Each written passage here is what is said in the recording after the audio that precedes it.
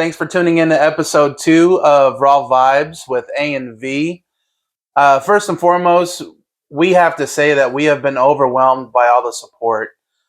Comments, direct messages, couple of calls, some text, but people reaching out and saying how much they related to what V had to say last week. And got to tell you, that's super encouraging because when you make yourself vulnerable, for other people to see, it can be kind of stressful. It's like, how is this going to be received?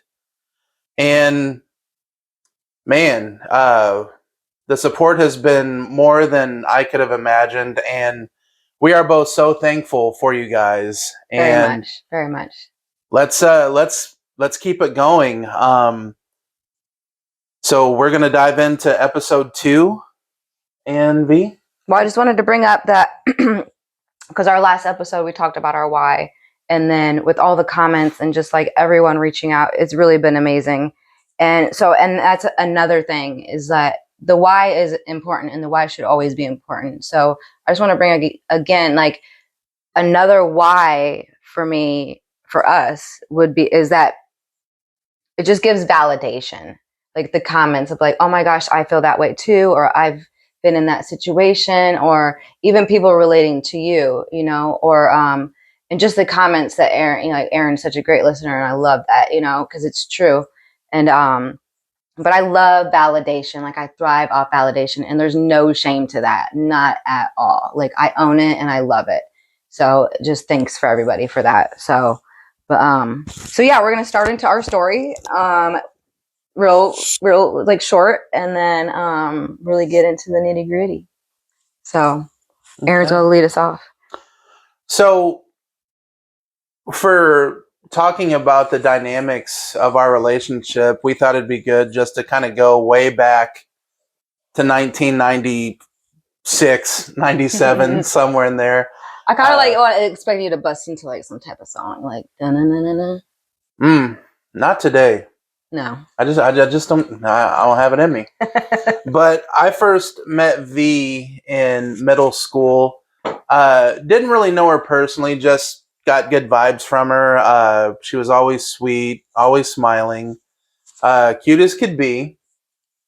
We weren't really close in middle school. I wouldn't say we became friends until high school. Yeah. Freshman year, we had a couple of classes together, and like football, POMs. I think we were both very like extracurricular activities. Yeah, sure. I loved just being at school and the extra stuff. Yeah. Yeah, definitely the social stuff for sure. Yeah, definitely. Even though I was also shy about that, like I wanted to be like everybody else. So from freshman year, honestly, I don't remember having another class together after freshman year, but we still were just friends, I think we knew each other well enough to know that we wanted to stay friends. Yeah. And be involved with each other in some capacity. And after graduation, we lost contact for a couple years. And then I forgot who I got it from, but I got V's number. By this time, she was going to Edwardsville. Yes. And so we just reconnected. I called her one day, and she said, well, hey, the next time in town, let's hang out. No, but tell them what I said too. Okay, so when I called her, this is definitely a neurodivergent, neurotypical type of conversation where I'm being me and you're like, is she being rude? Or like so I thought it was going to be an awesome surprise for her, right? Like, oh, Aaron, I haven't heard from you in a while. Well, when I called her, I remember waiting till like 9 o'clock. Because in the morning, right? Yeah, I didn't want to call too early. And when I called her, like I could tell that she had been sleeping, and she goes, Aaron, like, it's good to hear from you, but I can't right now.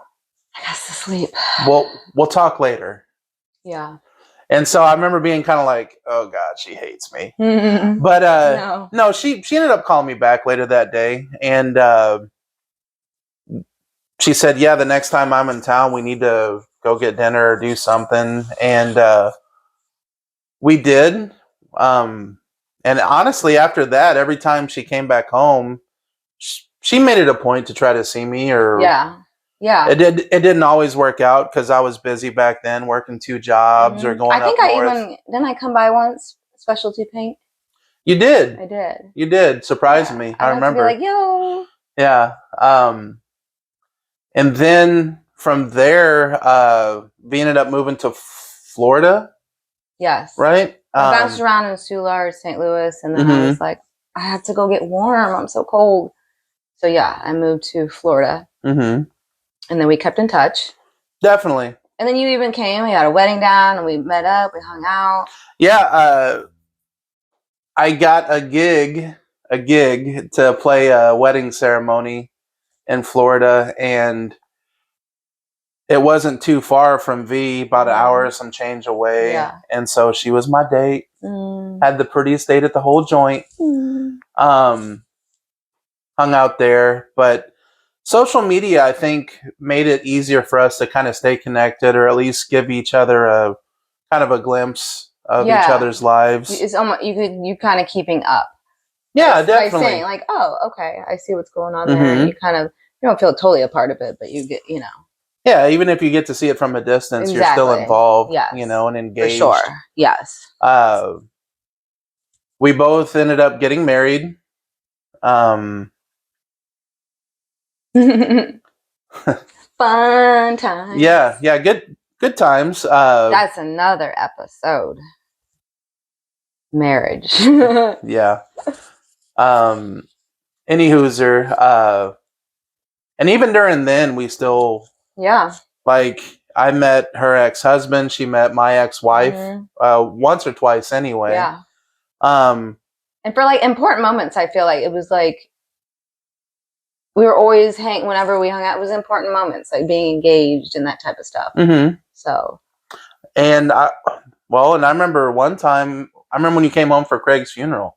Yes. That was another time that the two of you met, because Heather adored Craig too, but who didn't? Yeah, R.I.P. R.I.P. to the homie Craig. Yeah. And even through the duration of our marriage, we still, I don't know, kind of kept tabs on each other. Yeah. And we didn't know what was going on though, like towards the end before moving here. Well, but there was like, I didn't know anything about what was going on with you, but you could tell. I think some people could tell from my social media behavior that like I was not in the relationship anymore. Yeah, for me, it was something I didn't really broadcast. Yeah, me either. For kind of selfish reasons, like when we were going through our separation, I kept that to myself mostly, like my inner circle really knew. Yes. Because like I just didn't want people to think about my ex-wife differently if we were to remain together. Yeah. So that was like a way for me to just, this is something to keep in-house, And I would say, I don't know if that was the same reason why, but I think we both agree that there's some things you keep a little closer to your chest. Yes. Because I am oversharing, but there's some things you just, you can overshare some things, but some things you just say family, to the close people, you don't need to have everything. So, yeah. No, I agree. So then we got divorced. Actually, within a year of each other, right? Yeah. So I was separated in March of 21, and then I remember hearing from V that she was not just coming back for her birthday party in Illinois, but was relocating to Illinois. Yeah, and that was like end of May, and then my birthday June. Yep. So then we reconnected then. Yeah, I remember we texted quite a bit leading up to the birthday party, and I think it was at that point we started confiding in each other. Yeah. About what we had been through. Exactly. And kind of what we were dealing with now. And so from there, honestly, over the next year, I didn't hear from V a lot, but what a huge life change, relocating, divorce, and it's literally a new life. Oh yeah. I've been gone for so long, and I didn't live in Springfield as an adult at all. So, and then having a child, going through the divorce, and every month, like shit would hit the fan, like once a month, that time of the month. Sure. And so yeah, I was going through a lot at that point. So I think I just hung out with maybe a couple people, and my parents were still in town, and I was living in this garbage apartment with Fuega and just lit. So, but once I think I got into the house is definitely when we started hanging out more, and you'd come over and watch movies, chill, because that's what we do. We just chill. Like, we don't have to be like out and about, Agreed. just chilling, watching, or So we did that, and then got closer, and then what was that time frame? So that would have been like, for me, I remember it being the summer of 2022. So then going into August, September, we're talking more, definitely connecting more, and googly eye more, and then Halloween. And then. So I'm trying to remember. I would say a big, kind of a big moment for us was, for some reason, Fuega just took to me. Yes. And she just felt so comfortable. And that was important because she was not feeling safe around men, for sure. And I remember, because I looked into this before, like, this episode. It was October 1st, and it was a Saturday. I'm almost positive. Saturday or Sunday. And you texted me, said, Aaron, can you please get Fuega out of the house? I've been sick. This poor girl has been trapped inside for the last at least week, and she's starting to get cabin fever. Yeah, I felt bad. She would really like to go to the Spirit Halloween store. And she likes creepy things. Yeah, for sure. And if you know Fuega, then you definitely know she likes creepy things. Yeah. And so for me, I had been hanging out with V a little bit more, and me and Fuega weren't super close yet, but she knew that she could be silly around me. She knew that she could be herself around me. And so when I picked her up, we went out to Spirit Store, and we just had the best day. We ended up making a full day of it. I kept calling V like, hey, I was going to take her to get ice cream because she made honor roll. And then I was like, is it okay if I take her to the park? And eventually V said, Aaron, keep her as long as you can handle. Okay. Yeah. It's fine. Yeah. Like, not snarky like that, but it was just funny. She was like, I don't need an update every time.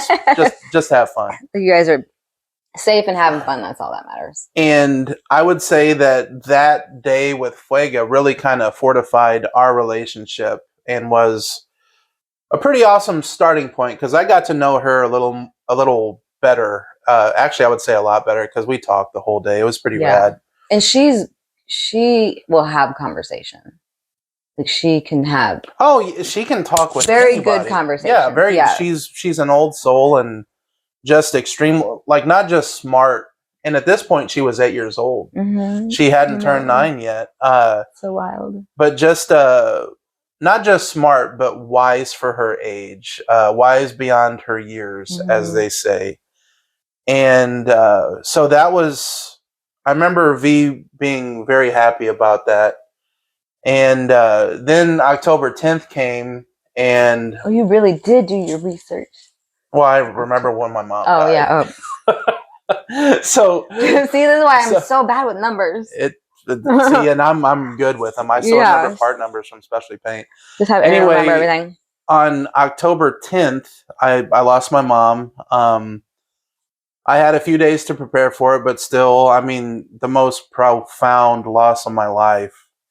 And I remember V just being really, really attentive to me and checking on me a lot, and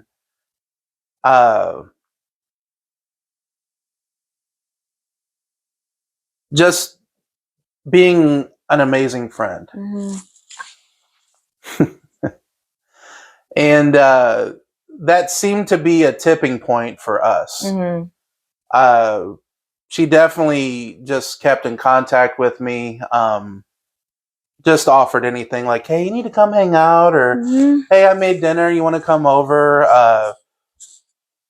And then, so it took a few weeks for me to get her celebration of life put together. And that night was, I would say, things definitely changed for us. That was the first time we talked about the possibility of having a relationship moving forward. Mm-hmm. Not set in stone, obviously, but because my biggest fear was us jumping into something and then possibly losing a friendship. Yes. That is absolutely what I did not want. We always wanted to keep the friendship. Mm-hmm. Friendship was overrules everything. Yeah. 100%. Because even without that, you can't even have a relationship. And no, I agree. I mean, what better foundation? Mm-hmm. I mean, I get that I'm super hot and like that's enough for some people. But when there's north of 20 years invested into this friendship, you don't want to lose it. Or at least I didn't want to. And well, as fate would have it, about 3 days after my mom's celebration, I almost bit the bullet myself. I don't want to get too much into the details of like medically what happened to me, but I spent a whole month in the hospital, and the first 2.5 weeks were in the CVICU. Yeah. I was because we'll talk about the question. A little bit more. I was intubated for 10 days. Yes. It was like a week and a half. It was intense. Yeah. And maybe this part is what V should tell, because I wasn't awake for it, but apparently V laid claim to me while I was... Yeah, someone just said something like, Aaron has a girlfriend, or he's talking to someone, or something like that. And I was just like, well, I think it's me. I was like, because we've had those conversations, but and Aaron's not the type that he's going to be talking to me and a million other girls. Like, it's just not, or even me. Like, I don't want to do that. So I was just like, yeah, okay, yeah. Like, I think we're the ones talking. Mm-hmm. So, and then, yeah, and sometimes you just have to say what you want and get it, talk the walk, talk the walk, walk. You know what I'm saying? Everybody else should know too. Yeah. Hopefully. They'll figure it out. They can rewind and listen to it a couple more times. So that is where our dating relationship started. Yeah. Crazy circumstances. And so from here, did you want to dive into the question, or do you want me to keep going? So we'll yeah, so Aaron got sick, and then we started becoming more of a family, and then so we're going to go into the question now, because we're going to dive a little bit more into... Yeah, I feel like we'll answer or continue to tell the story as we answer the question. Yes. So our so the question that was someone posted on Facebook, like literally just segments perfectly into this episode for our story. Actually, all of them did. They did, and they were just so thoughtful and I don't know, was another word for thoughtful. Just I would say, yeah, genuine. And just very good questions. So we're gonna introduce. Aaron will introduce Nikki. So she had a few questions. So we're gonna do. She had like one long one with multiple ones. So we're gonna do that, and then in another, the next episode, we're gonna go into another question that was pretty awesome. That literally my brain was just like spinning. I was like, ooh, I love it. I love think that one's going to be an easy pod too. Yeah, I really definitely. do. So first, shout out to Nikki Louder for being engaged and being so curious about... And I love how she's just supportive, and she's just supportive. She's the best. And I love it. Like, she's the best. Feels good. I've adored her for a long time. Her husband's okay too. Yeah. Even though I won't put the band back together. Neither here nor there. But Nikki asked, when Aaron had his health scare, what were the dynamics of you guys as a couple at that time?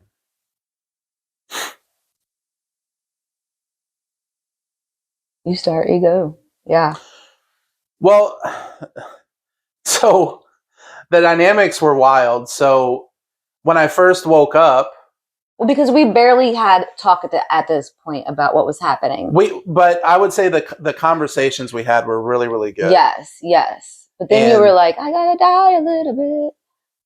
And then I was like, okay, well, die and not be together. But Does that sound romantic? one thing, yeah. I remember waking up, and this will also kind of tie into the second question. Things were fuzzy. When you're out for a week and a half, they put, like, from what I understand, they ran fentanyl through me and all kinds of stuff to keep me comfortable and sedated. So when I woke up, you kind of woke up multiple times, but yeah. But like when I woke up for good, real, yes. I remember like a couple of nurses being like, "Oh, I met your girlfriend. She's cute." I was like, "I have one of those? What?"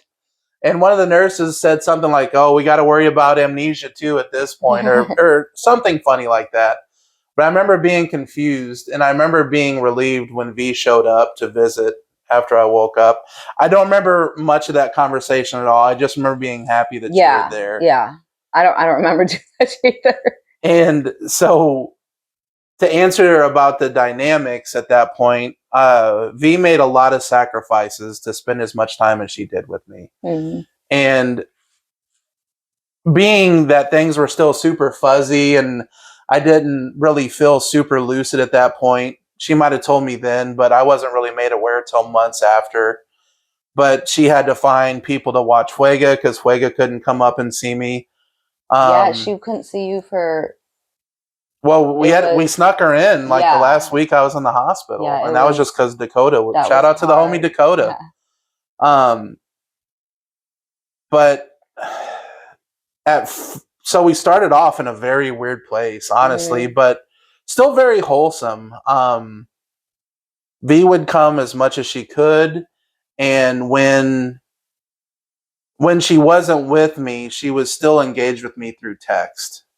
And even though, like, again, gibberish, super fuzzy, like, I couldn't really operate my phone.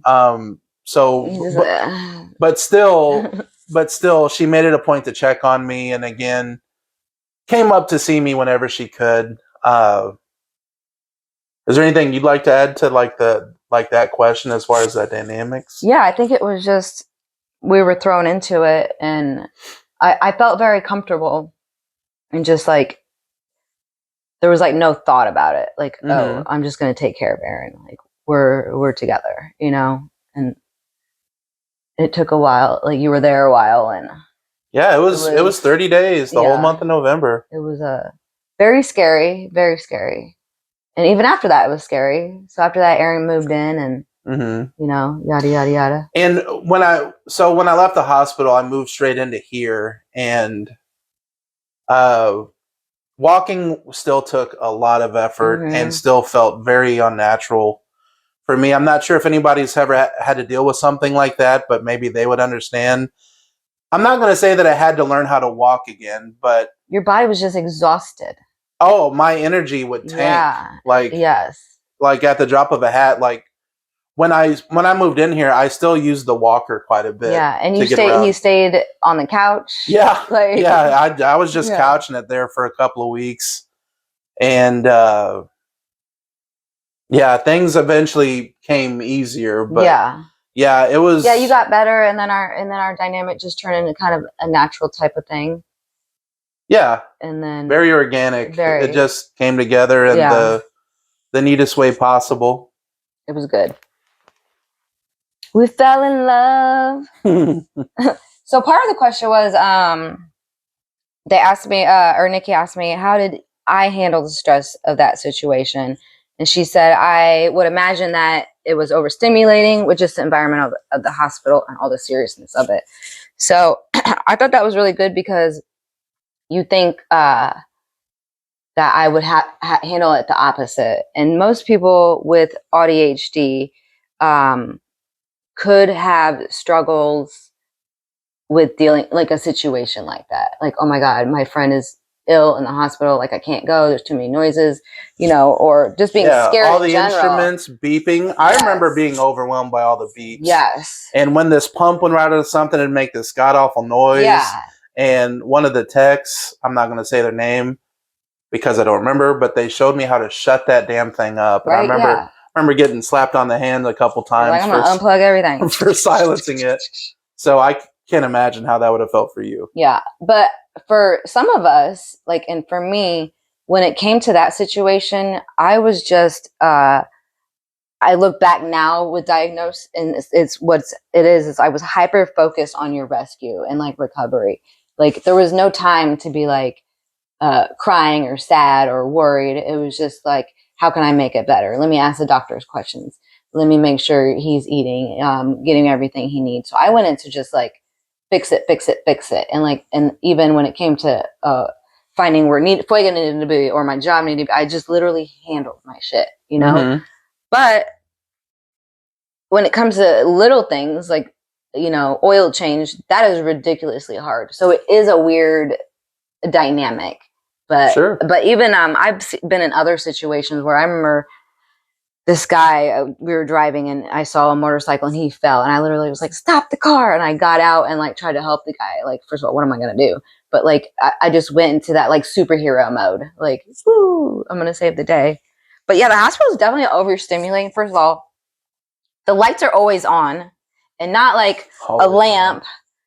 The big lights are on. It's like a tanning bed. It's just lights everywhere. And then, yeah, all the beep, beep, beep. It's constant, and not just all the different noises. So it very much overstimulating. And then dealing, with the doctors and the different personalities. And then also people coming in to see Aaron, dealing with like chit chat, you know. Which I am still a legend in the CVICU for all the visitors I had. Yeah, you had a lot of people come see. Aaron's very loved. So it was definitely like I was able to get through it very easily, but definitely, yeah, being in the hospital, it can be overstimulating. So, and I'm a germaphobe. So that on top of it, like just can be very hard because hospital germs, sickness, illness, blood, urine. Well, and like poo-poo. Well, part of it with me was I got MRSA and pneumonia in both of my lungs. Yeah. So I remember like the first, I don't know, week especially, not to be too gross, but I coughed up a lot of gunk. And they had this awesome like sucker thing that would take it. Sorry. It makes me want to cough. No, it's good. You're good. But, and knowing what I know now, that must have been torture for V. There was you know what? So you had to spit in it. I remember. No, they would put it in my mouth and it would. Okay, now I'm having memories. Yes. Yeah. It's almost like a satisfying feeling, but also very gross. I have this thing about spit and like saliva, like, oh, bad. It's so gross. So gross. But then, that was a funny story that Aaron wanted me to say is that I had a defiant moment, and I probably had a couple defiant moments. And I'm not like super defiant, or I'm like bad. Like I'm not a bad girl. Maybe a little bit actually. But so I think it might have been. You're not gonna remember. Maybe the first night or whatever. I was like, I'm staying the night. Like I'm staying the night because I would want someone to do that for me, or just know that. Like I wanted you to know that someone was there. Oh, I'm gonna cry. That makes me like. That's sweet. Because, like, you know, when you're sick, you just want to know, like, someone's there. Like, you wake up and, like, someone is there. Or, like, if you die, you want someone there, right? You know? So. I was somewhere in Narnia. Yeah, you were. you would have been like, la, la, la, la. And I'm like, eh. But I remember they don't let people stay the night. But I was like, I almost said a bad word. You said one earlier, but nobody's keeping count. We'll skate past it. I stayed in the waiting room and I just tried to sleep in there, and I was all like balled up. And then I remember like waking up and there's like security and like all these people around me, like, what are you doing in here? And I was just like, my friend, blah, blah, blah. And they're like, you can't stay the night here. And they walked me out of the hospital. Like, I don't know. I thought I was homeless or something. They're like, are you going to be able to get home safe? And I was like, yeah. Give you like a peanut butter jelly sandwich out the door. Exactly. Here you go. There you go. But so, yeah, I just wanted to make sure that he woke up and felt safe and not scared because, I'd be scared. So let's go to question 3 on that. So Aaron, how did you feel about life in general after coming out on the other side of it? So Nikki said, I remember seeing a picture of you and V laying next to the hospital, or a picture of V laying next to you in the hospital. And it stuck with me. I knew your relationship was different and true. And I love that. I love that she said it's different and it's true. Because it is. We are different and we are true. No, I agree. Super cool. I love it. But so how did you feel like coming out on the other side? Like just your experience. So the very first thing I remember after like waking up, I remember hearing this voice say, Aaron, oh, Aaron, it's so good to see your smiling face. And my eyes were still really blurry, really heavy. I couldn't see more than 10 feet in front of me, but I saw this figure walking towards me. And I thought it was one of my best friends' mom. Mm-hmm. Shout out Kathy Beerbaum. And come to find out, it was one of the nurses who's from Ireland. So hence the Mrs. Doubtfire kind of accent right there. You did good. And thank you. Yeah. And she prayed over me and just talked to me, and she was also curious. I remember her asking a lot of questions, and I remember just trying to answer them the best I could. But after that, everything literally was warm and fuzzy. Like everything made me cry. Yo, you were very emotional. Like I still think, in a weird way, I think I don't cry as much anymore, just because I cried so much. You did cry.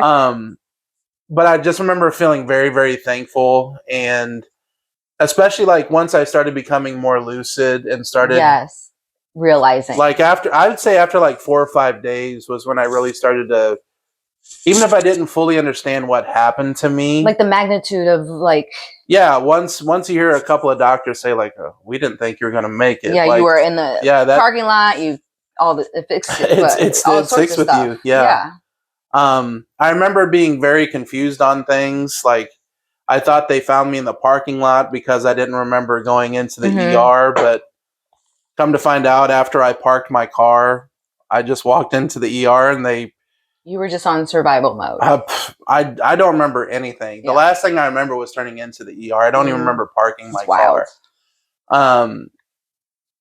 But I remember some of the nurses and some of the doctors warning me that I would eventually deal with like depression over it. Mm-hmm. And why I can't say that I ever really dealt with depression. The one thing I did deal with was survivor's guilt. Yeah. Like I thought about my buddy Robert, who when he passed, his wife was pregnant with a third child, and for me, it was like, why did I get this blessing? I didn't have any children of my own. I didn't have any parents to bury me. I struggled with that. And for the record, I'm at peace with it now, but it takes me back to that headspace. Mm-hmm. And I just had to come to realize that it just wasn't my time and that the things worked out the way they did. But that was the hardest part emotionally and mentally for me. And I remember there was one night, everything went wrong that day. Everything that could possibly go wrong happened. It was Murphy's Law. That day, and please don't feel bad about this, but V, for whatever reason, couldn't make it up to see me. And my homie Big Mike, I remember when he left that day, because Mike was camped up there too a lot. Definitely, he was. And but I remember when he left, he looked back at me and shook his head and walked out. So in my mind, I'm like, does he know something that I don't? Like, am I a short timer? Like, am I about to check out? And then later that night, I fell out of the bed in a very unfortunate way. This lady was helping me. Can you show us? No, because it was awkward. So like, I didn't like just plain fall out of the bed, but I was rolling over so this lady could assist me. I'm not going to go any further than that. But she told me to stop rolling over, but I was like, no, I can do more. Well, there was a pad between me and the bed, and the pad slid, so I slid too. So I, very slow motion, fell and landed painful. But after being off of your feet for 10 days, your legs have no muscle. Like, I was like a newborn fawn. Yeah. Well, and plus you haven't eaten really. You haven't had food. No, definitely not. Like, I had maybe eaten some animal crackers by then or something with the occupational therapy.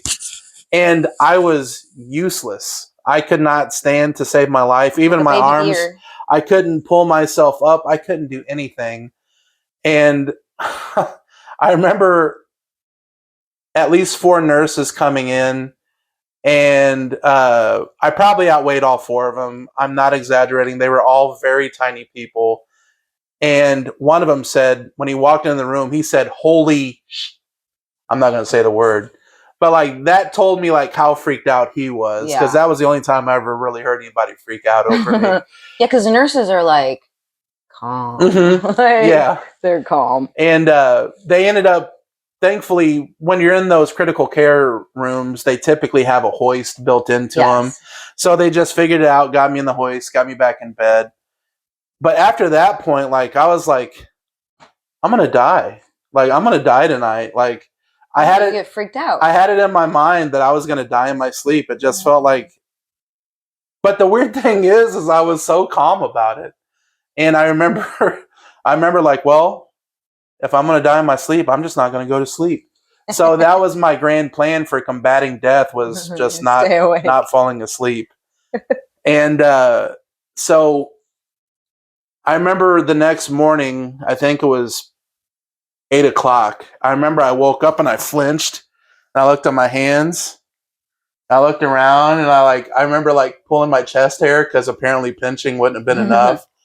And I was like, okay, we're still in it. I'm alive. But you know what? That was the day when I knew that I was going to be okay. Yeah. And I think it was pretty vital for me mentally, and I would even say spiritually. Like it was, to me, that was like the first test I faced. Yes. After waking up. Yeah. And honestly, and from that point on, again, just started becoming more lucid. I remember talking to doctors more and people checking on me. And eventually I got moved out of the critical care unit and moved to an oncology floor. And then that was the last week and a half. Yeah, you weren't there too long. No. And I just remember like being so thankful for all the support. And also I was so excited to start my new life, like literally my second chance at life. And I got to do it with V and Fuega. And I remember you saying, you're like, I'm ready. Like, I need, like, yeah. So like once I became more with it and less like foggy, I started doing as much as I could to get myself ready. They need like walking, right? I wasn't supposed to like walk without a nurse in the room or a therapist, but I would even just walking to the bathroom and back, and even just like the occupational therapist told me, like, just sit on the edge of the bed and just stand up. So kind of like box squats or whatever you want to call it. That's so important. Everyone should be squatting because you want to be able to sit on the toilet.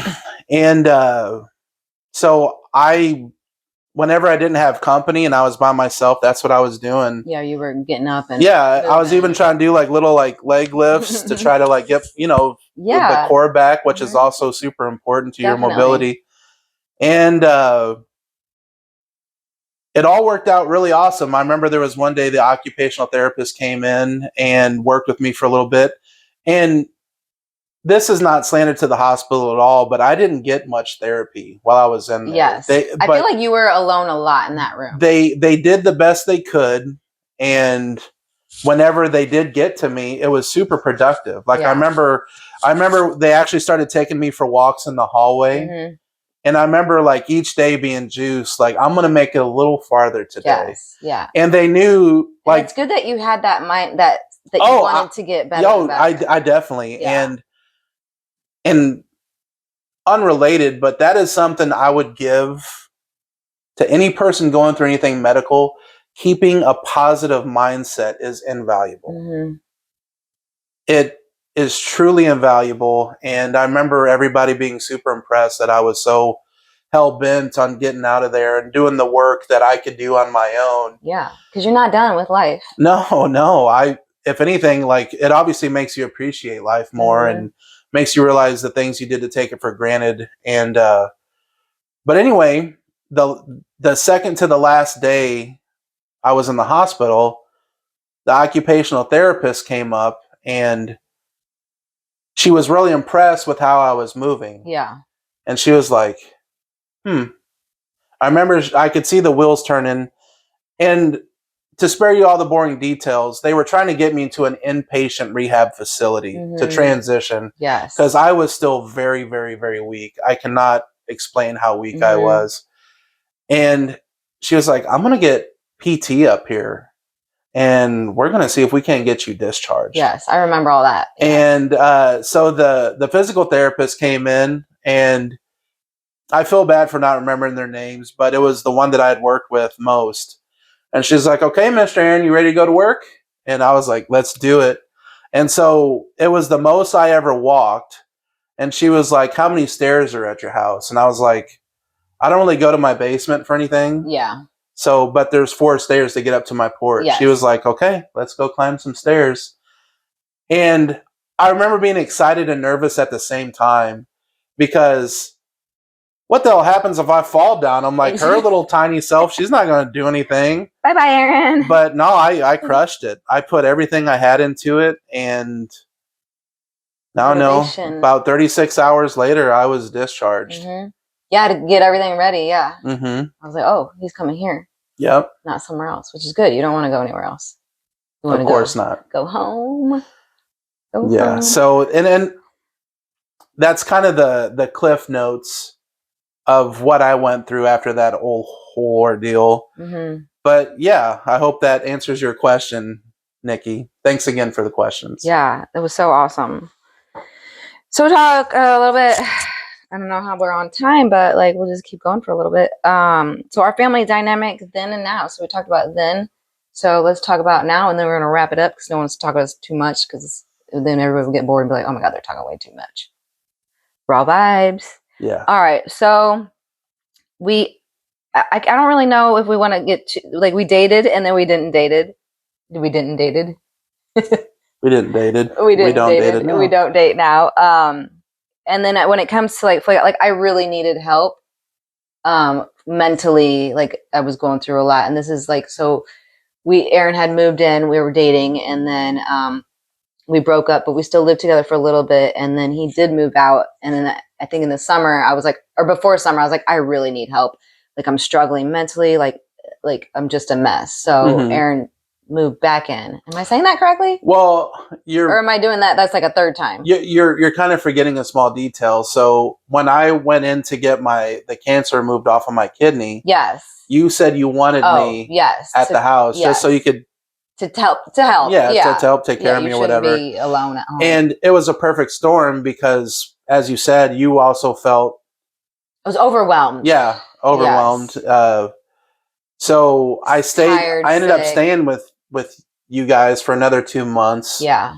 And then we felt that we were good enough. And so I moved back home. And from there, we still kind of maintained this little family unit in a way that has kind of evolved in a way. By this point, I had been around Fuega for months.